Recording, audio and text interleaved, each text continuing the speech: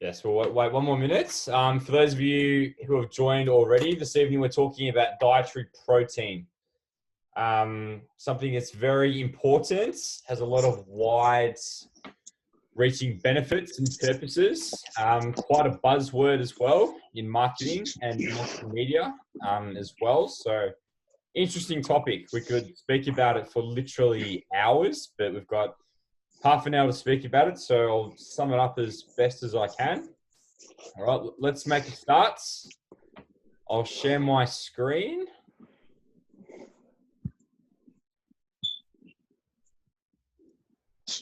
Cool. We'll make this big. Cool. Can everybody see this? Dietary protein. Cool. Give a shout out if you can't hear it. If not, we're going to make a start. Okay. Beautiful. So what is dietary protein? I'm going to put it, I'll always love putting it across to the audience at the start. Give a shout out. Don't be shy. What do you think, or what have you heard of dietary protein being? Go for it.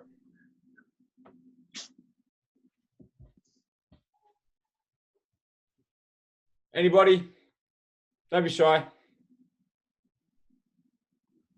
Are you asking what is it good for, or what is it? Just what you think it is. Just what you think it is. Broadly, what you think dietary protein is. Meats, chickens, red meat, I guess.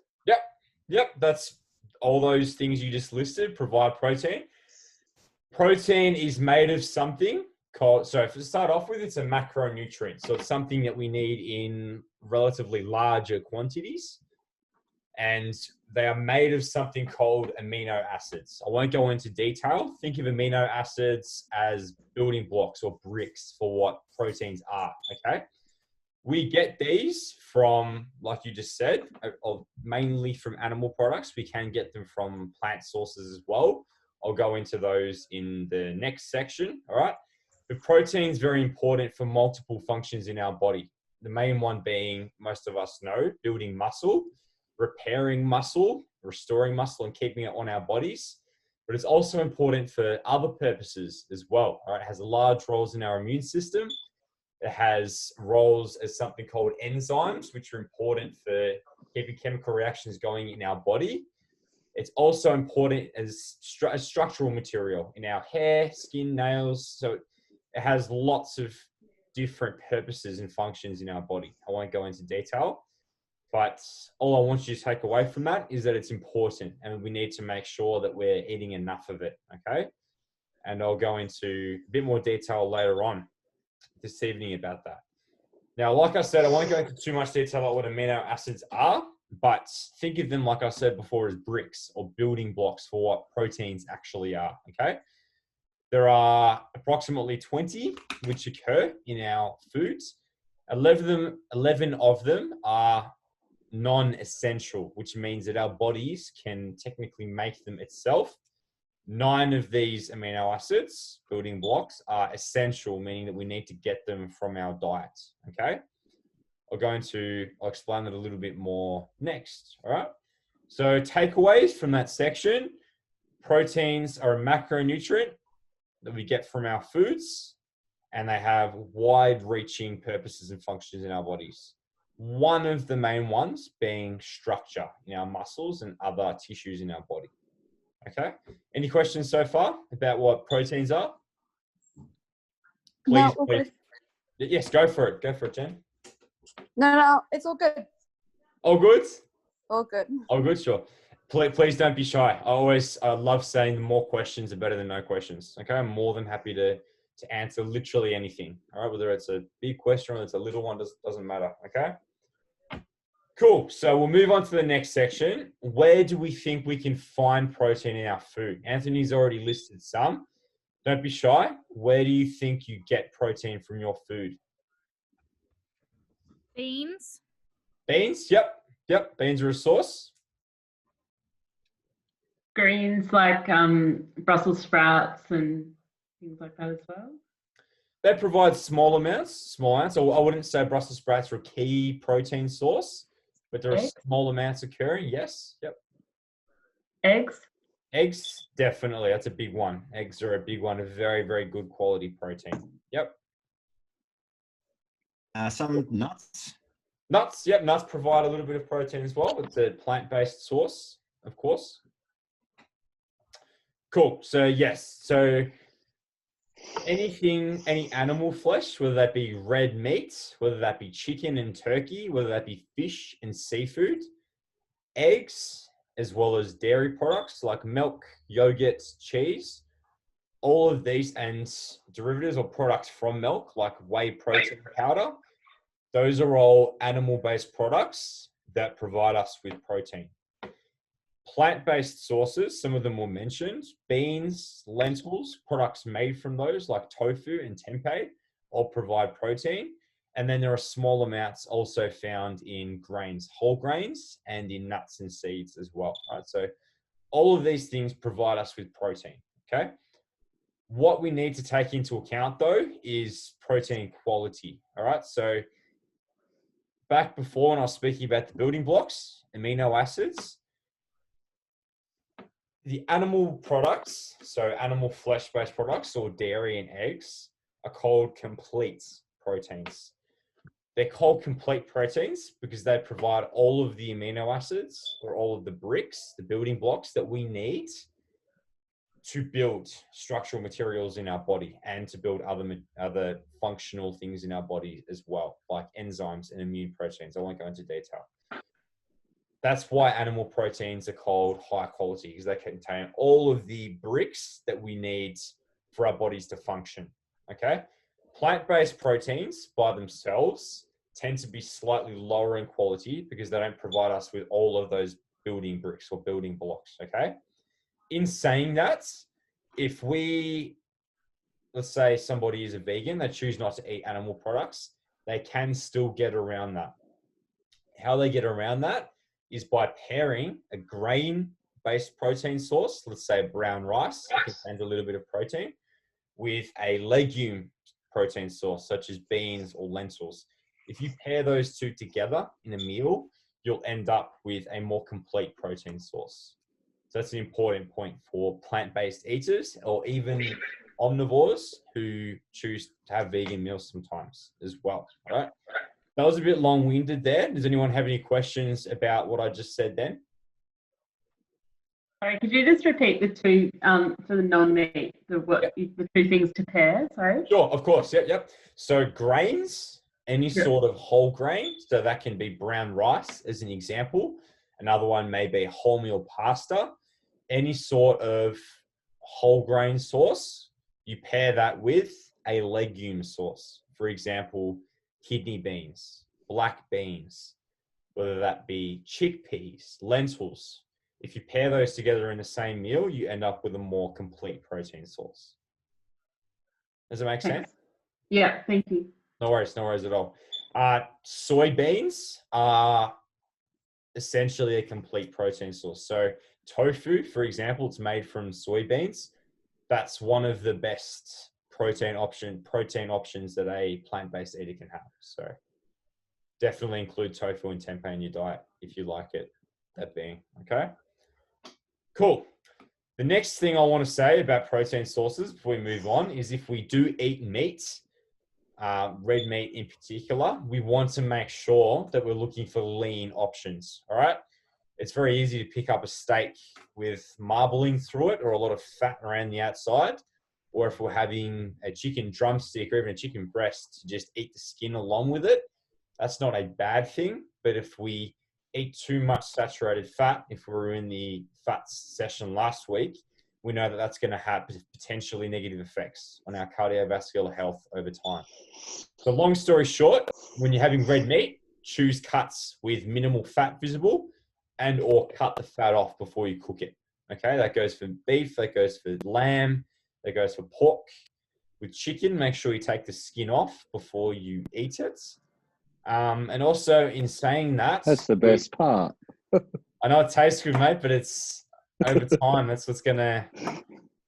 not the best for us. Save it for once a week. If you have chicken multiple times a week, save the skin for once a week. All the other chicken meals, let's take it off for your health. All right? You can still make skinless chicken taste good. Cool. And also we want to, yes. So sorry, what I was going to say about red meats, pick lean cuts and remove the fat around the outside as much as possible. But if you're game to try, kangaroo is a fantastic source of protein, fantastic source of iron, fantastic source of B12, just like vitamin B12, just like beef, except it comes with much, much, much less fat. It's also a lot better for our environments. I won't go into detail there, but long story short, if you game, give kangaroo products a try. It comes. It's awesome. Yeah. I eat kangaroo twice You a like week. kangaroo? Love it. Beautiful. What products do you buy from kangaroo? Oh, just one out of Coles normally or Safeway. Yep. But it's really lean. Yep. There's hardly any fat on them at all. It's really good. Yeah. Awesome to hear, mate, that you have it. Mm. There's steaks, there's meatballs, there's sausages, there's burgers, there's a whole range to try from. But I definitely recommend swapping out at least some of your beef for kangaroo during the week. Yeah, give it a go at least. Okay. So in summary, there, both animal products and plant products provide us with protein. Animal proteins will be slightly higher in quality. However, that's not to say you can't have complete proteins with a vegan diet. You just need to pay a little bit more attention and pair up those whole grains with those beans and lentils. Yeah. Any questions before I move on to the protein quantities? Alex, what about fish? Yes, yeah, fish and seafood. Sorry, I haven't really spoken much about it, but fish and seafood is a fantastic source of protein as well. All of us Aussies need to eat more fish and seafood. Should aim for minimum 2 to 3 serves a week. Yeah, so things like salmon, things like barramundi, snapper, prawns, mussels, scallops, all of these things are fantastic. Fantastic sources of protein. Are you a seafood fan? Yeah, I love it. Yeah, Don't eat it enough. I'm the same as you. It's my favorite. Me too. Out of all the protein options, seafood's definitely my favorites. Yeah. You don't need to skin the fish, do you? You can eat, Fish the skin. fish skin. Thanks for raising that. It's a good point. The fats found in fish, let's use salmon as an example, are the predominantly unsaturated fats that we spoke about last week. So yes, it's more okay to leave the salmon skin on compared to the skin in poultry and the fat in beef that we want to try and remove, because that's predominantly saturated fat. Okay, cool. But awesome that you raised that, Anthony. Thank you. Yeah, fat you find in seafood tends to be the better fats for us. Okay, Cool. another benefit to eating it. Cool. Let's move on to protein quantities. How much do we actually need? It's a very broad question to say how much protein do I need, because that is entirely dependent on a whole lot of different factors. Okay, so first things we need to consider are our age, our sex, our height, our weight, our health status, our actual training goals themselves. All of these things come into play when we see how much protein do we actually need to eat. Okay, for example, somebody going through a debilitating disease causing their muscles to waste. That's a very extreme example, but it's just an example. They're going to need much, much, much more protein than us, as per se. All right. Somebody who is trying to lose weight, but is still training with weights, resistance training, they're going to need a little bit more protein than the average person, because they're trying to lose weight, but they want to try and retain more muscle. Okay. So those are just a couple of examples, but it's very, very dependent on your specific situation. There's no universal number of protein that we all need. Okay. The general guidelines are about 1.6 to 2.2 grams per kilo per day. All right. So me, as an example, being about an 80 kilo male, I need about 160 to 180 grams a day based on my training goals and based on my current status. All right. Health status based on my current goals and my height and weight. But somebody who's a 50 kilo male may only need about 100 to 120 grams a day based on their height and weight. Okay. Those are just a couple of examples, but we mainly want to look at our height and weight as well as the other things that I mentioned. All right. How many grams in an egg? In an egg, depending on the size of an egg, it's usually about 5 to 6. Yeah, 5 to 6 grams of protein in a large egg, but Okay. it will differ based on the size. Yeah, close enough. Yeah. Yeah. Cool. As a very rough guide, and again, most of you should have the general nutrition guide that your trainers will send you. If not, just ask for it. They'll be happy to. But in terms of very general protein serve sizes, feel free to write this down if you want to. If we're having meats or chicken or fish, we want to aim for, roughly speaking, about the size of our palm. Yeah? Very, very roughly speaking, a good protein serve size will be about the size of your palm.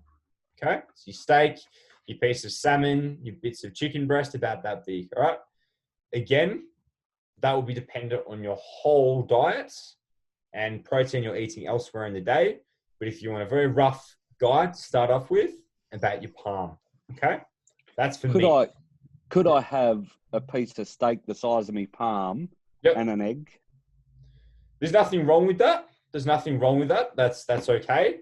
But then again, that's going to depend whether you're having too much or too little protein. Is going to depend on your entire day. Yeah, that sounds fine. But again, making sure you remove all the fat off the steak. It's a nice lean cut of meat, preferably kangaroo. Yeah.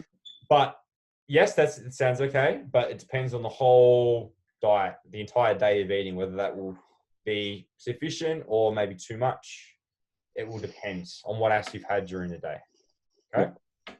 In terms of other protein sources, Greek yogurt is another fantastic protein source that it's starting to become more popular, I find. About 200 grams, to be exact, about 220 grams is the Australian Dietary Guidelines recommended serving size. So 1 to 2 little snack pots of Chobani Fit or YoPro will do you well. The serving size of eggs is about two eggs. And then another source is protein powder and protein bars. In saying this, we want to make sure that we're getting whole food protein sources first, from meat, from fish, from eggs, from dairy. We want to make sure that we're getting protein sources from those sources, protein from those sources first, before we go looking at supplements. Supplements are just there for times of convenience or to boost us if we need it. Okay. And then obviously there's the plant-based sources as well. An example being tofu, probably slightly bigger than your palm. So it's about 170 grams. And then beans and lentils will be a cup cooked, an approximate serve size. Okay, cool. A quick misconception about protein powder that you may not have. Some people that I've spoken to before think that if we drink protein shakes, we're going to instantly grow muscle and put muscle onto our bodies. It doesn't work like that. Protein powder is just a very refined, easy, quick source of protein for us to get in. Like I said before, in times of convenience, or if we're struggling to get enough in through food, we can have a booster, okay? But like anything, to build muscle in this context, we need to train with weights progressively over time and be eating enough total energy and protein. Just because we're having protein powder doesn't mean you're going to grow muscles. It doesn't work like that. It's just a convenient source of protein. Okay? Cool. And like I've said, these recommendations of serve sizes are general. Okay? They're from the Australian Dietary Guidelines. They're a good starting point, but dependent on your specific situation and your specific goals, you may need more, you may need slightly less. Okay? So just take them as a rough starting point. All right? And last week, a few of you were interested in tracking, and I will do a specific webinar on this in meal serve sizes, but I just wanted to touch on it quickly with protein. If any of you are tracking your food, whether that be in MyFitnessPal or just in a food diary, it's best to track I'm using meat or fish, chicken as an example, as raw. Why do I say we should track it raw? Because when we cook it, depending on how we cook it, how long we cook it for, different amounts of water can be lost from, let's say, this piece of steak that we're chucking on the barbecue.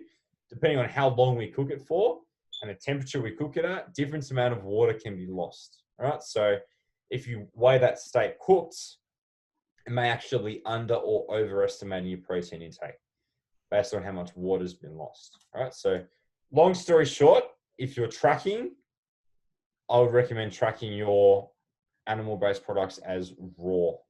Okay. Even your plant-based protein sources is raw. Okay. That applies to those who are tracking. All right. Cool. We went through a lot just then based on protein quantities. Are there any questions based on what I said? Go for it. More questions, the better. Sorry, I was wanting to, something you said just at the start of the fat section. Yep. Is it 1.6 to 2.2 grams protein per kilo of your body weight? Is that Yeah, spot on. Yep. That's a rough range that relatively recent research has suggested, especially those of us who are training with weights or exercising frequently. That's a range for you to aim for us to be aiming for. But then again, like I've been saying, depending on a specific situation, you may need more than that, upwards of 2.2. You may need less than that. It's completely dependent on your situation, but that's just a good range to aim for generally. Well, thank you. No worries. Any more questions? No? Okay, that's right. We'll move on to the last section. I've labeled it as when should we eat protein? When should we eat it? The answer, a very quick answer to that is we should be aiming to eat it in pretty much all of our meals and snacks.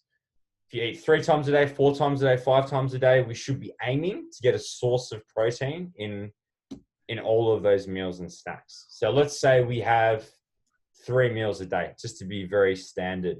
That could look like some Greek yogurt and or some eggs in our breakfast. That could look like, some chicken breast, some tuna, or some tofu if you're plant-based in your lunch. And then again at dinner time, you can have another red meat, chicken, tuna, other fish or seafoods, beans or lentils, again, about the size of our palm, in with our dinner, okay? Another thing I'll say in regards to that, it's good to mix up our sources. So if you've had eggs for breakfast, it's good to have something different for lunch, like chicken, and then something different again for dinner, like fish. It's good to get protein variety in. So we're getting a variety of those amino acids, like I spoke about, the building blocks, and also a variety of other nutrients as well. Okay? So that weight of protein, weight of protein that you're saying, yep, 100 and let's say 1.6 to 2.2, is that per meal? No. So that's per kilo per day. Per day, that's right. Per kilo per day. Yes. So at the end of the day, again, using myself as an example, I'm about 80 kilos. At the end of the day, I aim to have about 180 grams per day by the end of the day. But I spaced that out. Good question. I'm going to move on to that in a second. Spacing it out across the day is most beneficial. Yeah, so spacing out total quantity per kilo per day across your meals is most beneficial. Okay. Sure. But I will touch on that in a moment. Okay. Why do we want to have protein with all of our meals and snacks? Number one, going back to the start, it's important for numerous different functions in our body. Okay. Another purpose for it is satiation, or helping us to feel full. Okay. If any of us feel snacky during our day, may not be the reason. It may be a potential reason that we're not getting enough protein in our meals and in our snacks. So if your breakfast looks like a bowl of cereal, plain bowl of cereal, maybe a little bit of milk, there may not be enough protein there. If your snack looks like a little bag of popcorn and an apple, may not be enough protein there. We can help ourselves feel fuller for longer during the day and potentially less tempted to go for quick snacks if we're opting and actively trying to have a protein source in all of our meals and snacks. It helps to keep us full. Okay, so that's another really, really, really important point, and something for all of you to try. If you feel snacky during the day, it should help you to feel fuller for longer. Okay. timing of protein, what I said I was going to touch on. All right. The most important thing is that we're getting that quantity of protein by the end of the day. Okay. So whether you're a person who likes to have 2 meals a day, whether you're a person who likes to have 3 meals and 2 smaller snacks, however you have your food, the most important thing is that total quantity. Okay. However, it has been shown to be more optimal, or a better word, more beneficial, if we space that out across the day from 3 to 5 meals and snacks. Let's use as an example. Okay. Why is it more beneficial? Multiple reasons. 2 ones that I'll touch on. Number one, so there's a constant supply of those building blocks into our blood to help stimulate muscle growth, muscle maintenance, but also to provide those constant building blocks for those other purposes in our body throughout the day, rather than a big, large amount of protein all at once. Okay. Another reason that I've already touched on, satiation. If we're waiting all day with very little food or very little protein, it's more likely for us to build up a ravenous appetite. So it's best, I was just say best, it's better for us to have smaller doses of protein throughout the day to help control our appetite. Okay. Finally, what I'll touch on before I put a Q&A across to you is, I'm not sure if all of you have heard of it before. I'm not sure if we all train with weights. We may have heard of something called the anabolic window, or we see people in a rush to have a protein shake straight after their weightlifting session. This is a myth. We don't need to have a big protein source within, let's say, an hour period after our workout. It's not essential. It's beneficial for us to have a protein source in an hour or 2 before and an hour or 2 after our workout. Absolutely is beneficial, but it's not critical. We're not going to lose everything that we've just tried to promote in our session if we don't have a protein source straight after our workout. Okay. So long story short there, try and get a protein source in about an hour or 2 before your session and an hour or 2 after. But if you can't, for whatever reason, it's not a make or break point. Okay. Unlike the myth, which is the anabolic window myth is slowly dying. I don't hear it as much nowadays, but it's still out there. So just thought I'd clear that up in case. Okay. We've covered a lot. I'm going to do a quick summary, then I'm going to shut up and I'll do a final Q&A. Protein is important. We started off for many functions in our body, mainly structurally in our muscle tissue, in our skin, in our bones, even in our nails, in our hair, as well as other things like enzymes, which are important for keeping chemical reactions going in our body and also for our immune system. All right. Protein can be found in foods from animals like meat, fish, chicken, as well as things like dairy and eggs, as well as plant sources like beans, lentils, nuts, seeds, and whole grains as well, and products made from those. All right. How much you need will completely and utterly depend on your situation, your height, your weight, your health status, your physical activity. But as a rough guide, aim for about a palm's worth of animal-based products and about a cup cooked of plant-based products like beans. Okay. When should you eat it? Again, most important thing is the total quantity, but it's best to space it out. And let's say as an example, 3 to 5 servings throughout the day. All right. That's all from me. I'm going to shush, but I encourage as many questions as possible. Okay. Before we wrap up this evening. So go for it.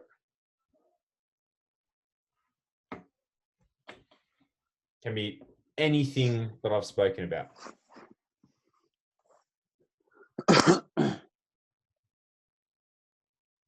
Any questions? Any questions? Sorry. Yep. How about crocodile? Is that very good for protein? Crocodile meat? It's a very, very novel sauce. I'm yet to see it in supermarkets or anywhere, but I've tried it before. I think it's delicious. Yeah. Of course, go for it if you can find it. Yeah. Go for it. It's a protein sauce. Where do you buy yours? Springvale. Springvale. Yeah. Cool. Whereabouts? there's a shop, like a supermarket called KFL. Okay. Yeah, we've got Interesting. it in there. Pre-packed, everything. Not bad.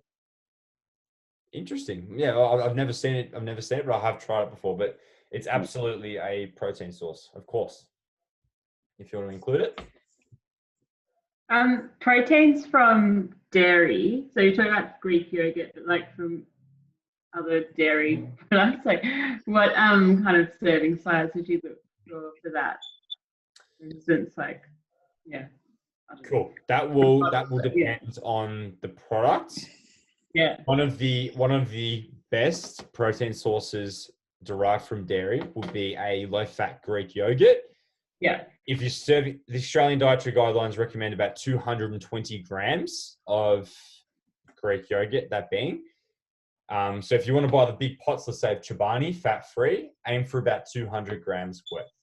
However, if you love the convenience of the little snack pots, they're a little bit less. They're usually about 160 grams off the top of my head. Don't be afraid to have 1 to 2 of those, okay? If you want to have a little bit more, keep you full for a bit longer. Those little Chobani Fit and YoPro are the two best on the market at the moment, okay? In terms of milk in itself, a serve size is about a cup, about 250 mils. However, that provides a little less protein. It's usually about 7 to 9 grams in a cup of that. So that's a serving size of milk by the Australian Dietary Guidelines. But if you want the same amount of protein as a high protein Greek yogurt, you're going to want about two cups worth.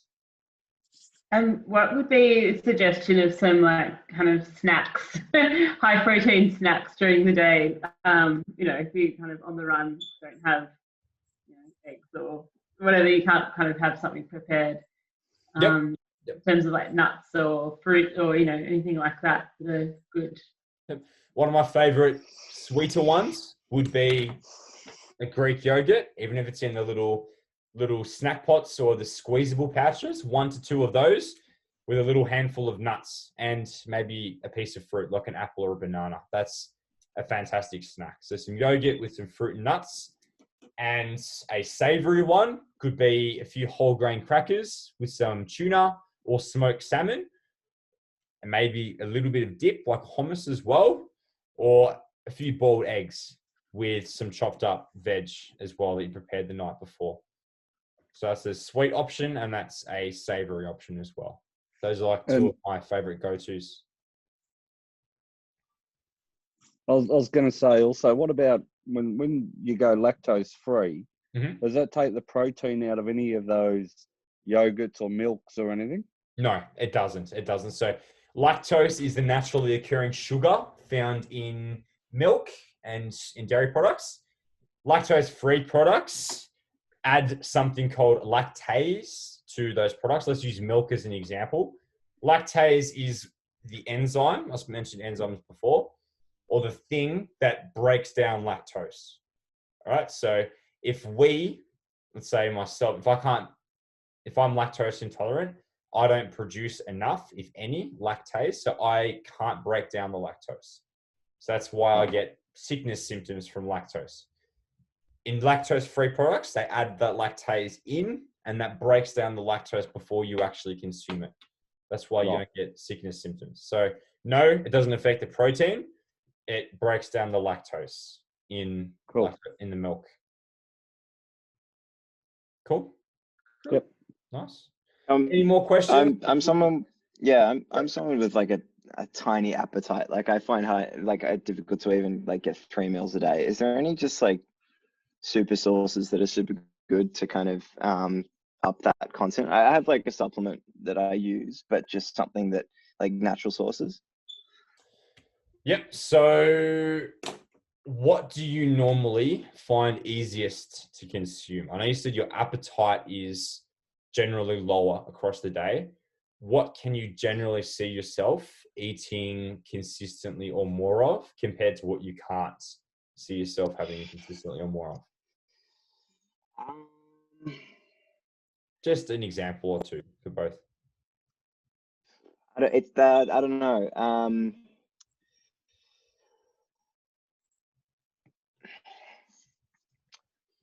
I mean, I could probably eat more, I don't know, eggs.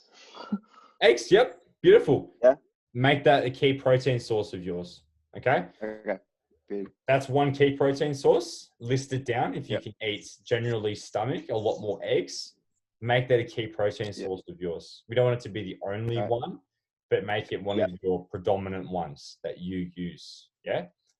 Another Yep. suggestion I would make, and it may seem a bit like, oh, no, I struggle to have food 3 times a day.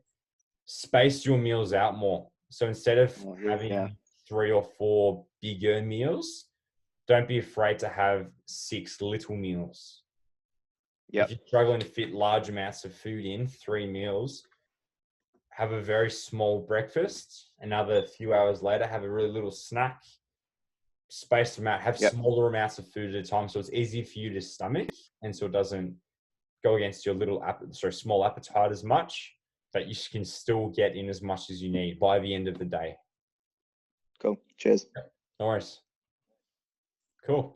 We might leave it there, everybody. Thank you very, very much for attending tonight. I'll see you all next week if we attend again. But otherwise, have a good week, okay? And don't be afraid to message me on my Instagram account, A-Rod Nutritional, if you've ever got a question, okay? We'll end that there. Thank you. Stay safe, stay healthy. Bye for now. Bye. Bye.